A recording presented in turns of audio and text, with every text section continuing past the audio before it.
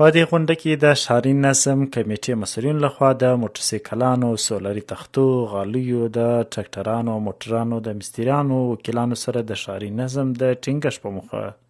د یوې غونډې په ترڅ کې پر یو لړ موضوعاتو خبرې وکړې. د اطلاعات او کلتور ریاست رئیس وویل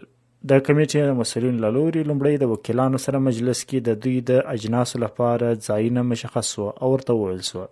چې ټول وکیلان دي کاروباریان وهڅوي چې په ټاکلي وخت ټاکل شوي ځای ته خپل اجناس ولېږدي ترڅو د ښاري نظم په وړاندې کوم خنډ رامنځته نشي. نوموړي زیاته کړه د ښاري نظم مراعاتول، ښاري پراختیا او د نظم ټینګښت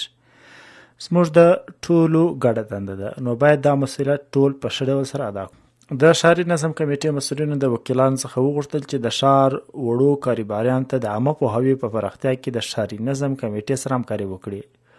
ترڅو دوی خپل اجناس له پیاده روونو څخه لرې او ترافیکي اصول مراعات کړي.